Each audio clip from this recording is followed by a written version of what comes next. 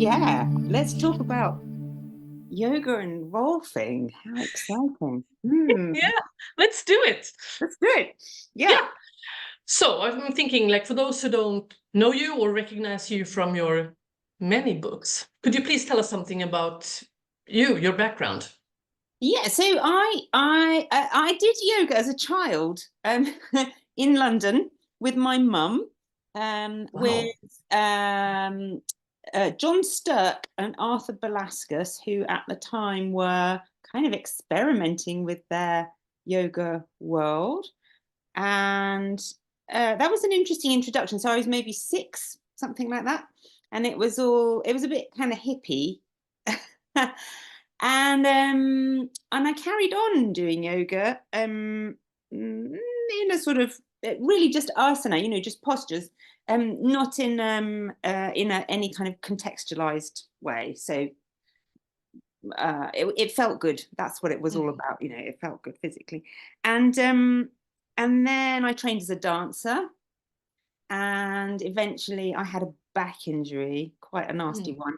And I thought, oh, I'm going to go back to a yoga teacher. While I'm not really comfortable, I'm finding it difficult to move. And so I went back to a yoga teacher, and I thought, wow, this is fantastic. And then I was kind of, for a while, I was dancing and teaching yoga in the time when I wasn't dancing. And I started to feel like I really enjoyed the rehearsals for the dancing, but I wasn't that keen on performing. And I found that the yoga was giving me the physical discipline, the physical outlet for expression, the physical, all of these things without the performance anxiety. I thought, this actually, it's better. So I'm going to do that. So that's how I ended up being a yoga teacher. And I went through various phases with that. So I did go through a phase of doing Ashtanga yoga, which was very interesting. I had started with more Iyengar-y things before that. And then I became a student of a very nice teacher called Sylviane Giannina, who was a Vinyasa teacher. So she was a student of Paul Maréchal, and I studied with her in London for probably 6 or 7 years, but one-to-one. And I found that very beneficial. But by that stage, I'd already done a British Wheel of Yoga teacher training, and I started a little yoga studio with a friend, Abby Daniels, in the middle of London. And this was before there were big yoga studios in London. So there was the Iyengar Centre in Maida Vale, and there was perhaps the Life Centre, there was that, and City Yoga Centre, which was like a big place in the city of London. And that was it. There were no yoga centres, weren't a thing in those days. So we started Yoga Junction, and it was like, we just said, wow, we're going to do Vinyasa and Ashtanga yoga. We're going to do these really 2 quite different styles of yoga, and we're going to do them in the same place, and we're going to teach it all together, because from our point of view, it's all yoga. And it was great. It was a great time. It was really exciting. People were really just discovering yoga or rediscovering it. The people who'd done it in the 60s and the 70s were coming back and going, hey, this is quite, I remember this is quite good. And we had a really amazing time. So we would just kind of hit the crest of a wave in the UK. That was the beginning of a kind of boom yoga time. So that was probably 1998, 99, and into the year 2000, and then people were doing more and more. So it really just grew from there. It was lovely. It was lovely. And in fact, my partner, Nigel Jones, was teaching Ashtanga yoga for us at that time. And I still have teaching at Yoga Junction many of those original teachers. So they're still with us 25 years later. Amazing. Yeah. Amazing. It's been a good run. And in fact, more than ever, my original thing, which was, this is all yoga, guys, never mind about the style, or whether you breathe in when you do this or breathe out when you do that, or whether you do or don't teach pranayama, or whether, you know, never mind. It's all yoga and it's all good. It's all interesting. So let's all kind of, let's all work together. It was a big idea at the time, and I still really hold to that. I still think it's important that we don't end up with yoga wars. Yeah. So yeah, that was the beginning of the yoga end of it. Yeah. Fantastic. I love it though that the sort of initial intention is still there. Yeah, fantastic. And then you found Rolfing. How come you got into that side of? Yeah. So I had been aware of Rolfing actually for quite a long time. So I had heard, so I was, because I had come originally from a dance background, I'd heard quite a few dancers talking about Rolfing or getting Rolfed, and actually most of them had been Rolfed in the States. So they were dancers, they were coming over maybe with a group doing something, and they were talking a bit about Rolfing, and I sort of had heard it, and I didn't know what it was. I didn't know. And then I was particularly interested in some Scaravelli yoga and somatics. I was beginning to learn that there was a terminology for the thing that I was really enjoying in the yoga, which was this kind of deep sensory experience of being embodied. And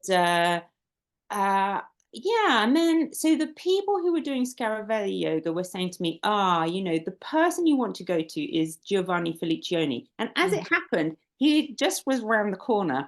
So I thought, okay, that's the teacher I'm going to go to. So off I go to Giovanni. And Giovanni is a unique kind of a thing. He was really extraordinary. I thought, what is he doing? It is a yoga class. These are recognizable asanas from the yoga tradition. But I mean, there's like another element there. And most beautifully, so actually I went with my partner, Nigel, who's an Ashtanga yoga teacher, but who at the time was beginning to have some problems with his hips. And eventually, actually, he had hip replacements, but his hips were bothering him. And we went together to this class, and I had never really seen anything like it. So in this one class was dancers, professional dancers from major dance companies in the UK. I mean, really like high-end professional dancers. Me, a kind of yoga teacher, that's kind of fairly mobile. Nigel, struggling a bit with his hips. And then, you know, Doris from next door with scoliosis and osteoarthritis. And, you know, Frank with his knee replacement. And you know, Maud, who's a internationally renowned concert pianist now in her 80s, and they were all together in the same class, okay? And Giovanni was just sort of floating over the top of this, going, yes, and now we're going to do this and that. And every person in this class, every person was deep in their somatic experience and accessing, enjoying, and developing their own movement work in under one roof. And I really thought, I've come home. This is what I want to do. This is what I want to do. But also, like, how is he doing that? Practically speaking, how is he holding it together for all those people in one room? It's quite strange. And despite my years and years of teaching experience by that stage, I thought, I don't really know how is that possible. So it made me look at him as a Rolfer. So then, you know, he every now and then he'd mention something. I thought, okay, I have to go and get Rolf, because maybe that's what it is. Maybe that's the magic ingredient. So off I went for my for my Rolfing 10 sessions. I think actually I'd had one session before. It wasn't Rolfing. It was structural integration from another type of practitioner, and it was a bit perfunctory. It was kind of nice, but it was more like a massage of physio. It didn't have the component that I felt that Giovanni had in his work. So suddenly I was sort of diving into the world of Rolfing, but I'd absolutely come from yoga, and I came from this experience of this sort of, they were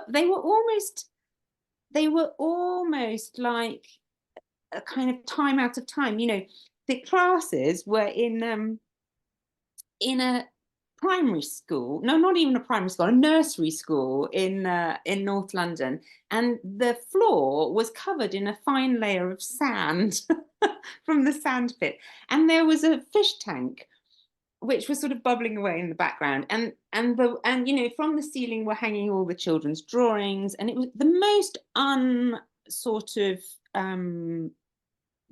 curated environment, let's say, and everything about it was sort of very low key and very relaxed and absolutely profoundly moving and extraordinary. And you'd sort of come out of this room into the traffic in London and think, I don't know what just happened to me. I mean, that was astonishing, absolutely beautiful work, and compulsively interesting. And I would take away from one class, so that's one 90-minute class, I would take away enough material to keep me going for months, you know? And that hadn't ever really happened to me before, not in that kind of a way. And not with a lot of instructions. You know, normally there's a lot of instructions. Okay? There were very few instructions. It was almost like a process of osmosis. And it was a really profound way of connecting with people. So, yeah. So that was how it was. And actually, subsequently, I've talked to other people who were in that class. So one of them is our colleague, Andrea, who also a Rolfer now, who I think she was in those same classes at the same time. So it'd be fun to talk to her about what her experience was. Maybe the same. She's a professional dancer. So. Yeah, and I've also had the experience of one of his classes, and I understand what you're saying. It's something very different. It's different, isn't it? Very different. Wonderful, wonderful and different. Yeah. And what from there on then made you sort of make the decision of actually becoming a Rolfer yourself? Well, I can really remember saying to Giovanni, I'm not interested in being a Rolfer. I love being a yoga teacher, and I don't want to do, I've never wanted to be a body worker. You know, I never wanted to do hands-on manipulation. I've never been attracted to being a massage therapist. I like movement, and I like being in a group of people, you know. But I got to the end of my 10 sessions and I said, well, what do I do now? And he said, well, what you do now is you do the Rolfing pre-training. And that gives you more information, more context. It gives you some introduction into touch. It gives you some introduction into our approach to anatomy, which at the time, I don't know if this is the case where you are, but in the UK, the yoga community was really, really fixated with anatomy from a kind of like sports science point of view, which was, looking back on it, well, even at the time, it was wholly inadequate for what we were doing. It was almost like a different language. It was really not useful. And so one of the really wonderful things is, as I entered this pre-training, I was really offered anatomy in an experiential and a somatic kind of a way, as opposed to a sort of Meccano set nuts and bolts way. And it suddenly all made a lot more sense. And I felt more confident about my inherent experiential knowledge. I have a body and I'm living in it, so of course I know about anatomy, but of course I do. And I found that really was rather marvelous. So yes, a touch module, an anatomy module, and a movement module. So for me at the time, the movement module was everything, because I thought that's where I'm going to be able to access the knowledge that he has used to help make his classes so marvelous. And it was true that I did get a lot from there, but I was really becoming more and more deeply sort of sunken into this wonderful quagmire of Rolfing. I was thinking, wow, there's so much more. And then, of course, the training came up, and I wrote on my application for the training, I really would like to do this training because I really do want to know more about this way of thinking about a body. But I've got no intention of becoming a Rolfer whatsoever, none at all. And I want to make that clear, because maybe I shouldn't do the, I need your kind of say so on the from the panel. Will it be okay for me to do this course if I'm not planning to be a Rolfer? And I had an interview, and they said, "Oh, that's interesting." Yeah, all right, Tara, you. I look back at that now, and I thought, yeah, I actually can't even say, was it a resistance in myself to doing it, or was it, I really was really happy with what I was doing. So I didn't feel like I was dissatisfied with yoga teaching or doing yoga at all. But this was amazingly, it was the depth and breadth of the teaching and the quality of the teachers, actually. So I had, until that point, thought Giovanni is some sort of freak, like a unicorn. Yeah. It's just him. Okay. And then I thought, well, it's not good to get so obsessed with one teacher. Try some other ones. And so that was part of what happened. Was I went on the pre-training, and they're all the same. I mean, they're all extraordinary. So I met Pier Paolo Valpones, and Gerhard did the anatomy part, and we had some really wonderful teachers, and I had also assumed that those teachers would all be from the States, because Rolfing originated in the States. And they weren't. They were European teachers from very wide variety of backgrounds. So, people whose main focus had been massage, or had been, there was a lady who's teaching us who'd been a GP. There were people who had dance backgrounds. There were people who had backgrounds in surgery. There were people, just absolutely kind of wonderful networking. So I'm back to this idea of, like, can you make a junction between all these different types of understanding of the body? And it was the same thing. So people were coming with their different cultures and languages and professional experience over, very sciencey people, very artsy people, and they're all working together, and nobody is commentating on this. Nobody is saying, oh my goodness, we're going to have a scientist working with an artist. That's just a normal thing. I loved it. I thought, okay, great. I can swim in this pool of great teaching, quality teaching, really good teachers. And there's no problem with the multiple viewpoints that are put forward. So these are not points of contention which become abrasive and difficult. They are points of interest that they are all circling around and saying, oh, maybe we could think of it more like this or more like that. I really like that. I really enjoyed that.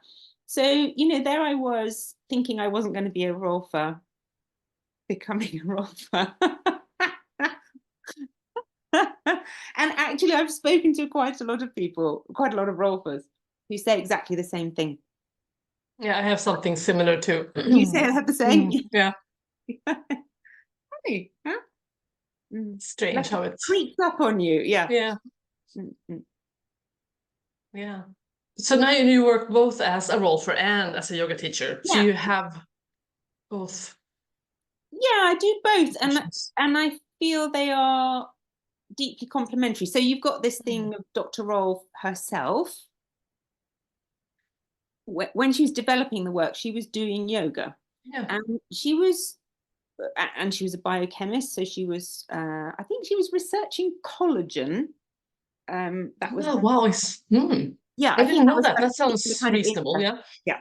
So I think that was her thing. So again, really interestingly, straddling these two worlds, the kind of esoteric world of yoga, the embodied work of yoga, and the science end of the biochemistry thing. And actually, I mean, there were other people doing interesting things at the same time. So Moshe Feldenkrais, all sorts of people developing interesting work. But I like her her breadth of experience coming together. So she was able to pull these two worlds together in her work, and I think it still shows myself. I feel that kind of embracing both a scientific and an esoteric kind of quality. Yeah, you don't have to choose one. You can actually be in both. Yeah. Yeah. And always you're with the thing that you don't necessarily know. Okay. So I put my hypothesis, I test my hypothesis in a kind of sciencey way, and maybe it's wrong. And that leads me to go, oh, okay, well, let's try something else. So it's got this inbuilt vivacity of curiosity and investigation and inquiry and wondering and being in a place of not knowing. And so it is a growth pattern, you know, it really is a growth pattern. And that's so deeply embedded in her work that we become used to it as a methodology, but it's really significantly different from a lot of other training. Yeah. It's a huge strength. Yeah. Huge strength. So that's been my experience, you know. And of course, within the Rolfing world, there are people who will stick a bit more to one idea or another one. And then, you know, it's not that doesn't happen, but I think actually intrinsic in the system is this sort of willingness to say, I don't know. Yeah. That's curious. I wonder Yeah. why. So this is very being open for, there's something more at play that we don't understand yet, but we are willing to look at it anyway and interact with it and try things out. Yeah, absolutely. And I think Dr. Rolf, so, you know, yoga provided this very interesting kind of, so that the ancientness of yoga, the kind of historical context and the cultural context of yoga meant that we were sometimes referencing things that come from the very far distant past. And actually in modern culture, that is sometimes a positive thing. And it can be a problematic thing. Like it just says so in the scriptures of old. So I quite like the sort of the balance of being able to hold all that stuff and go, I don't know, why did a bunch of yogis working in, you know, 3rd century India think that if you closed one nostril and breathed with the other one, something happened in your brain that changed your consciousness. It changed the way that you perceive yourself and the world. And then you get some, you know, scientist in a clinic in California to sort of wire someone up and test it and go, oh yeah, you know what, this happens to your brain, something happens if you just breathe. So that's absolutely Dr. Rolf all over, you know.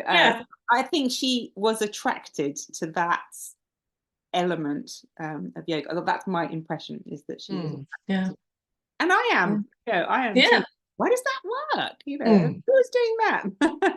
And I actually the intersection between Rolfing and yoga. So when I first encountered some of the principles that we use in Rolfing, they sounded very similar to concepts that I was used to working with in yoga. So for example, you know, you can think she talks about a sky hook and finding the ground through the feet. And I think the sky hook term actually comes from someone else whose name I temporarily forgotten, but you know, so there are sort of hints of that yoga background within the Rolfing, the way that we explain things in Rolfing. So the movement up and the movement down, we can think of as prana and apana in yoga. So, you know, we consider there to be a sort of energetic force that's reaching up and an energetic force that's reaching down. She talked just a lot about gravity.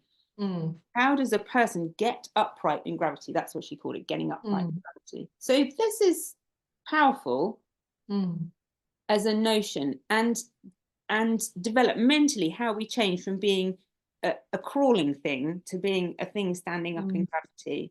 Yeah. It's really, really, this is the time when the secondary curves come in the spine, the arches of the feet develop, the organization of the organs in the torso develop. So orientation in space, in gravity, all of these things they're kind of echoed in that old form of yoga, thinking of a body in space, thinking of energy lifting you or connecting you to the earth, thinking of kind of qualities in energetic qualities in a person, and those are things we still might talk about within the context of Rolfing, although we're using much more scientific language now. It's still an experience that we have. You know, how do I stand up in gravity and not feel, you know, compressed by the weight of the world? Yeah.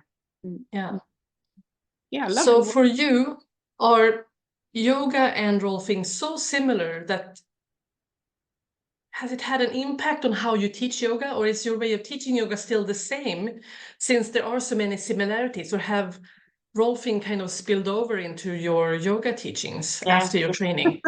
Yeah, it has. So my yoga has become very Rolfy, but there's still, I still have use for and appreciation of the classical sort of postural practices, breathing practices, and so on. I perhaps teach towards them in a more, so my Rolfing training has allowed me to dissect those classical asanas and make a little study of individual bits of it, and then work on these sort of smaller units, and then bring them together and say, and now if you try standing on your head or doing a big back bend, oh, is it easier? Is it more comfortable? Do you feel that you can move yourself in a more easy way here? So it makes the yoga less of a shape to get into and more of a process towards a kind of interesting way of experiencing your body. And those are lovely things.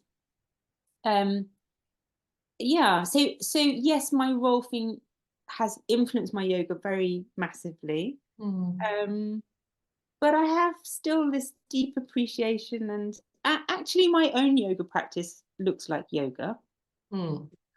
It does look like yoga, and the Rolfing has helped me to find things that are really, really helpful for my aging body. So as I get older, I'm thinking, okay, you're getting a bit limited here, or there's less movement there, or here's a way you could move.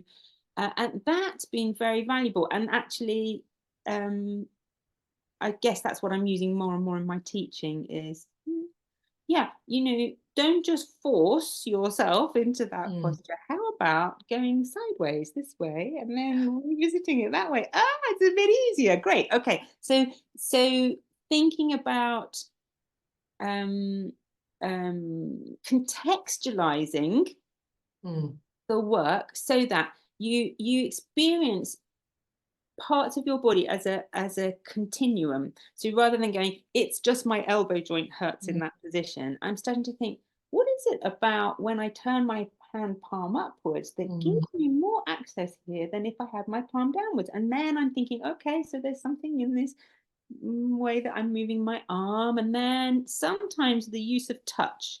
So, you know, we always had touch in yoga. That was there was an established methodology for teachers since forever. Yeah. And then we had a sort of really horrible crisis in the yoga world, certainly in the UK and the States. I don't know if it's affected you as well, but there's a kind of massive anxiety about abuse scandals, and particularly about inappropriate or sexualized touch within yoga communities. And this and then that kind of crashed into the pandemic. Yeah. And like nobody wanted to touch anybody. And actually that really for me made this amazing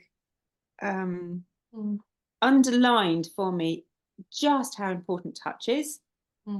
Critical, not important, critical, absolutely necessary thing. And that having an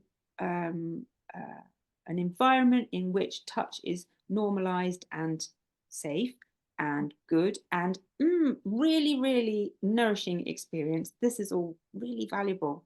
So I'm a real champion of allowing yoga to still have this component, and that it can be done in this classroom setting. People are fully clothed, but the protocol is good and safe and well-meaning, kindly and beneficial. And that you don't only have to go to an individual practitioner to like for something like Rolfing in order to access that quality of touch. So that's a real benefit in my view, that I bring that into a classroom setting. And I am really a passionate advocate of that. I think unfortunately, and I can see entirely why it's happened, but it's gone too far in that direction. It really has. So we need more opportunities to normalize good quality, well-meaning touch between individuals. And there are people who are trained to do it brilliantly. Rolfers, for example, hurrah, hurrah. Yeah, so this is something Rolfers can really take out of the Rolfing environment into yoga, Pilates, dance. I don't know, probably a whole load of other settings. Good. In my view, this is really valuable and helpful. And we cannot grow as a society without that.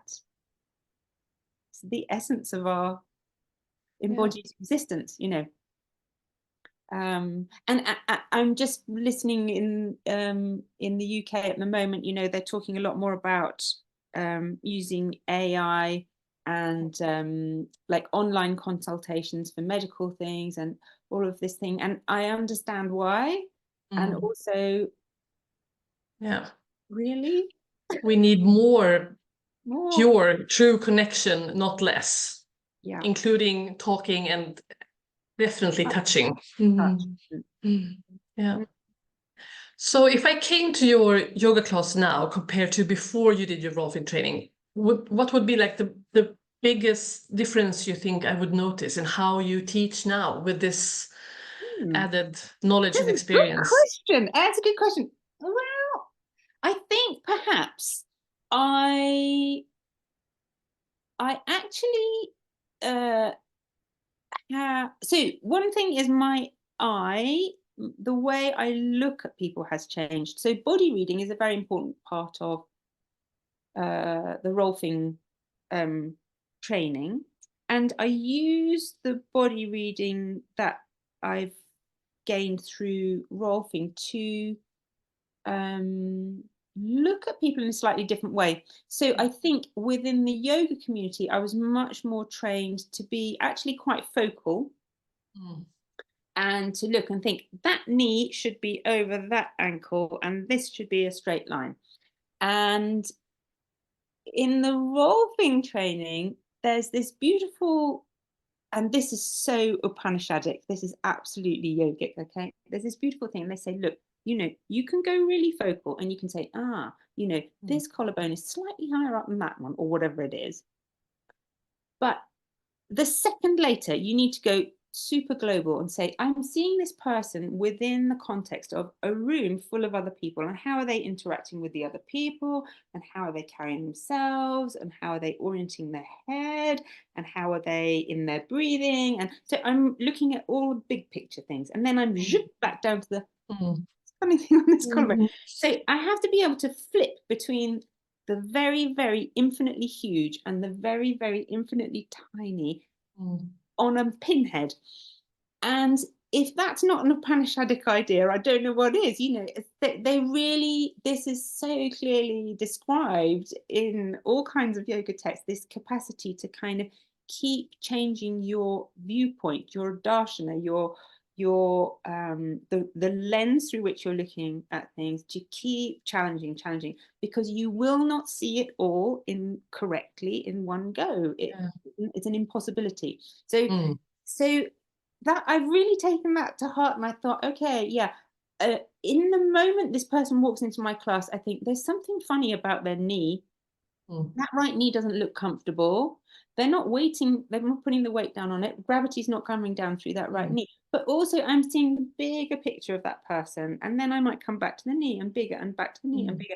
And so that, I mean, that's a kind of sounds a plonky way of describing it, but actually that's changed massively the types of individualized instructions that I might give somebody.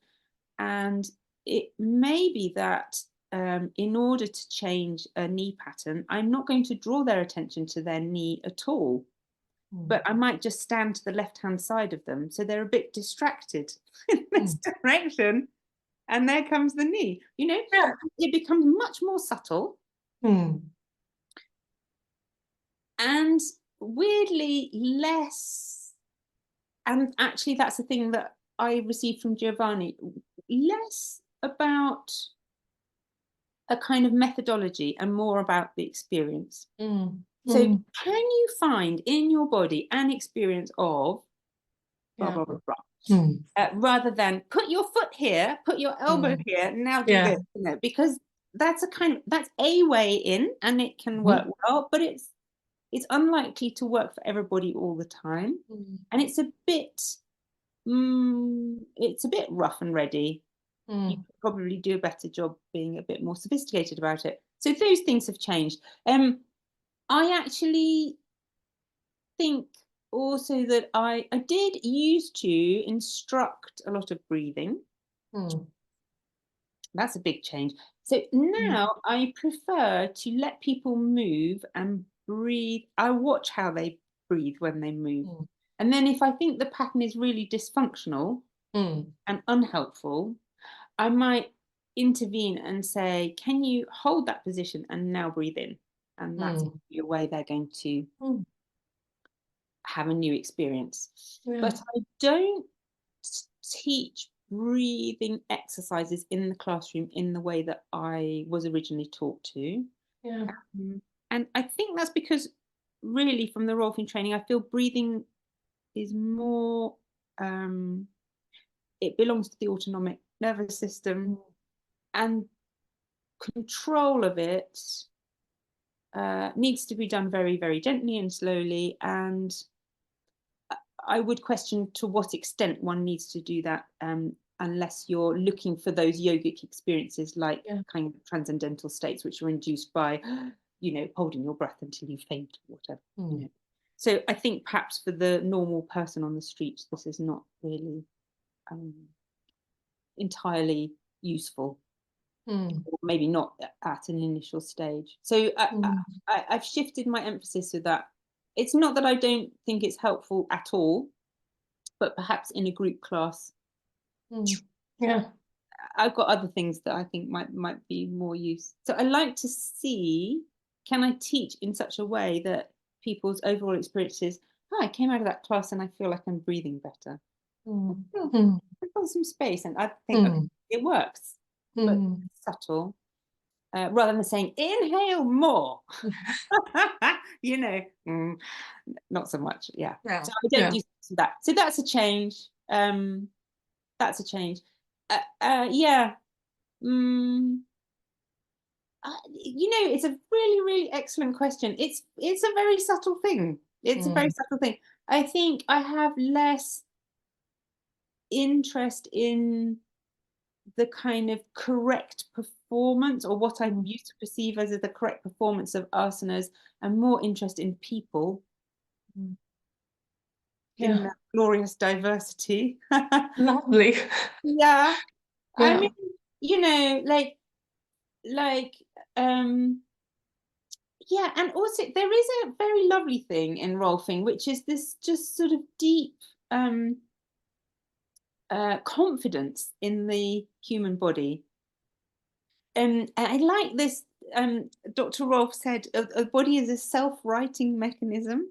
Like, it wants to do really well. It wants to do well, and it wants to be optimal in all circumstances. And if you remove the obstacle to it being optimal, it will optimize itself. But I've really taken that as an idea and think, you know, almost everybody can do kind of almost everything in some way. So I'm less gatekeeping and judging and saying, well, that's an advanced move that you shouldn't do because you have X or Y problem.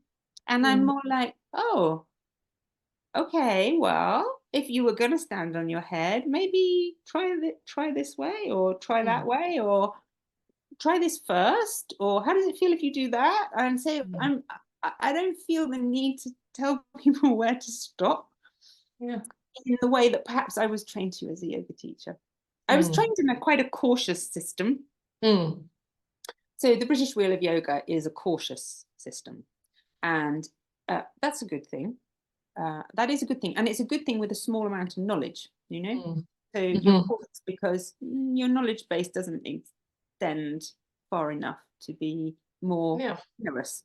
But by the time you've done the Rolfing training, you've got a bit more of a knowledge base. You can afford to be more spacious, you know. You can just say, well, yeah, I think it might feel great to stand on your head. Try. Yeah. And I can probably help you a bit. Like, move your weight a bit more here or there. Then, I mean, I have found some really interesting things. I think perhaps I would have suggested to people who had slightly scoliotic patterns, you know, maybe don't stand on your head before. And now I notice on people with mild scoliotic patterns, they often de-rotate when they're upside down. Wow. Interesting. It was really interesting, yeah. And I mean, that's taken me about 10 years to sort of work out. But I think I've seen enough over 10 years, and I thought, that's weird, you know, when they're upside down, they don't look as rotated as when they're the right way up. And more I'm thinking, okay, so these soft tissue scoliosis, maybe it's a habit pattern. And when you invert, you do exactly what the yogi says, which is you turn the world upside down. Prana starts moving towards the feet, and Apana starts moving towards the head, and you get a different experience with your body, and it de-rotates. It's great, isn't it? Yeah. Nice. So it's in that, you're back in that nice experience of the intersection between science and kind of joy. Yeah. Fantastic. Yeah.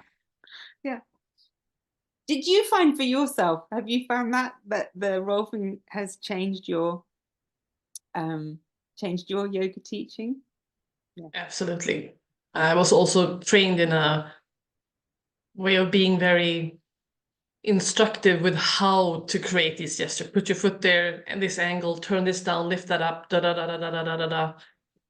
And one of my teachers, also in like the first phase of my basic training, he destroyed all my way of teaching with one sentence. Konrad Obermeier, he said, because I went to him to ask a question before I went back home, and sort of, how do I incorporate this into my yoga teaching, because I was working a lot as a yoga teacher then. So I don't, at least so I don't do any harm. And he thought for a minute, and then he said this one sentence: never ever tell your students to press their feet into the floor. And that was sort of all my teachings were all of that, like push here, press there, lift there, controlling the body from the mind instead of supporting the body into doing what it knows how to do best. So I had to rethink all about my own practice and how I was teaching. I had to sort of redo it from the bottoms up. Great. Yeah. Great. Yeah. Wonderful. It was fantastic. It was hard work, and it had me really think everything through, like this that I thought I knew. Is it really true for me still? Or how can I make it true for me now? So it was a lot of work, but it was really worth it. So nice to hear that. Yeah. So nice to hear that. Yeah, I think this is my experience too. Just and in the wondering, like, okay, so if I'm going to hold that principle and the other things at the same time, like, how's that going to work out? And I'm in this kind of weird creative sort of soup that you end up swimming around and thinking, what? Yes. And that it all is coming from your own embodied experience, and you do it yourself and you think, oh, okay, that I just felt it. And then the trick is, can I feel it and articulate it to another person? And also I've realized more and more verbal instructions, they're great, but it's like a tiny slice of what you can do, and that's why you need touch and spatial orientation and interaction, so that the really powerful thing is to do where do I put myself in the space? Where do I put myself in relation to the other person? How do I touch or not touch the other person? How do I let the other person touch me? And that all of these things combined with some verbal instructions or a lack of them, you know, as appropriate, this is really like an amazing teaching resource. And it's not even teaching at that stage. It's like it's more like a shared experience. So actually, that's a thing that's changed for me. I feel less. I sometimes see advertisements for yoga instructors, and I think, I am no longer, if I ever was, a yoga instructor. I don't instruct yoga. No. Is it more, you think, like a experiencer? Yeah. It's like a guide. You have had an experience. You have felt it yourself. And with all the tools that you have, you're trying to make other people find their version of a similar experience. Exactly. And I was watching a fantastic thing. I was at the seaside, and I was watching a surfing school, a surfing instructor.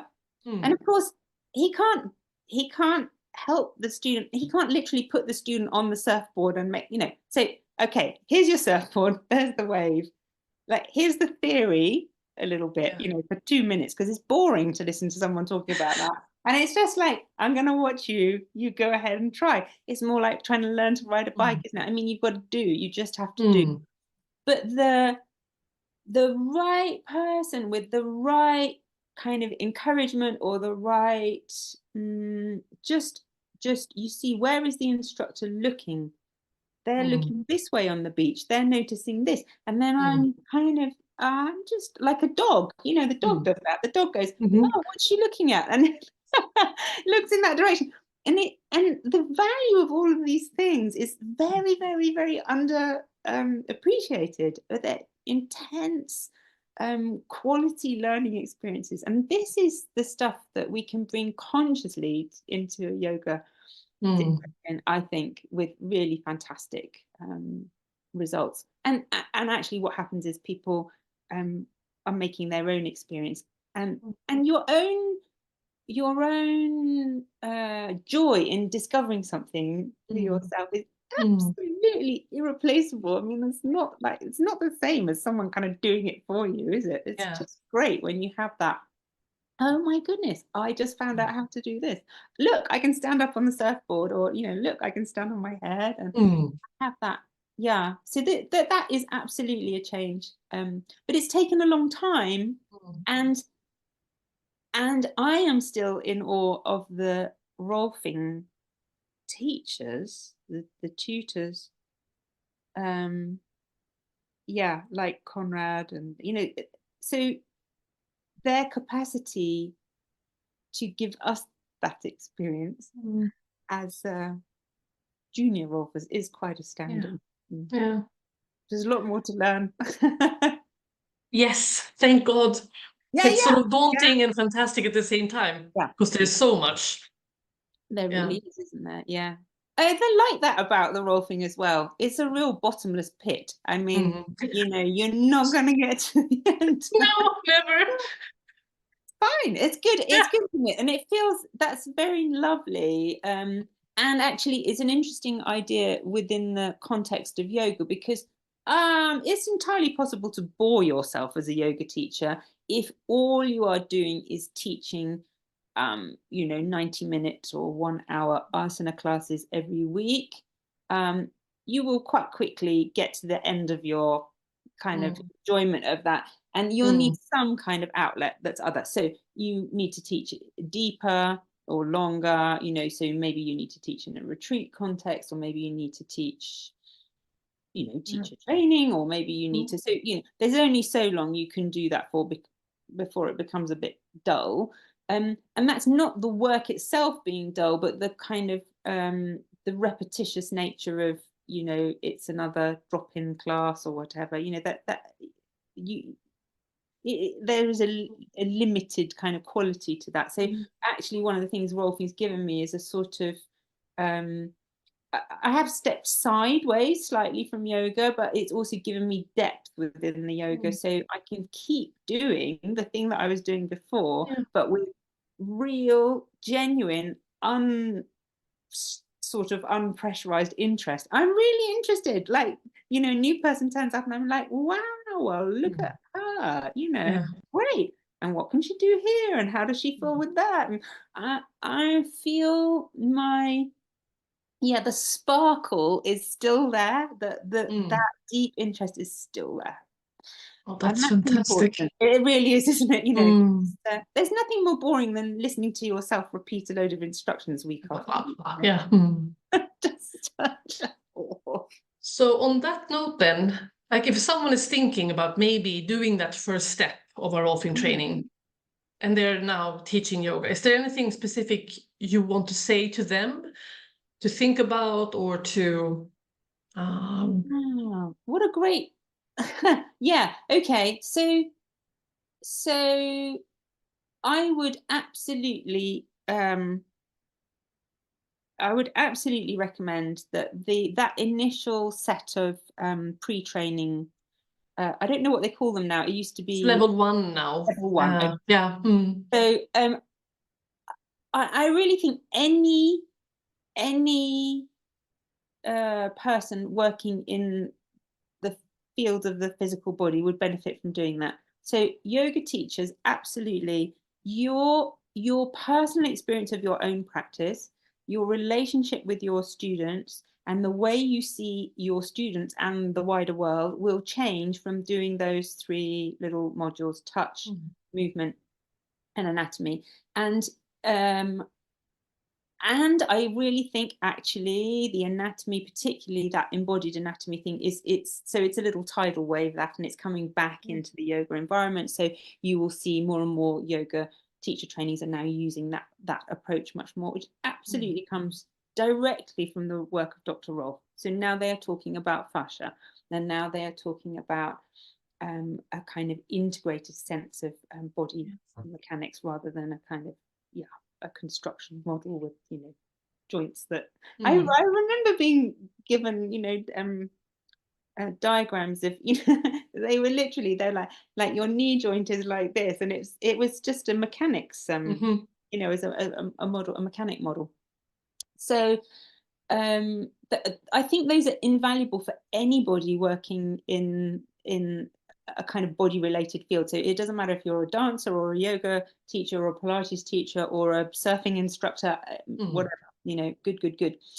I think perhaps the touch component of Rolfing is a really interesting way of beginning to think about the quality of touch in adjusting in yoga, and to deepen your understanding of the variety of possibilities that you might use, and that deep weight and lending your weight to another person can be a profound experience, and that tiny lightweight touch is also extraordinarily powerful, and orientation, so where you put yourself in relation to another person is also, so this is more sort of kind of the hapticity of the whole body, is a thing.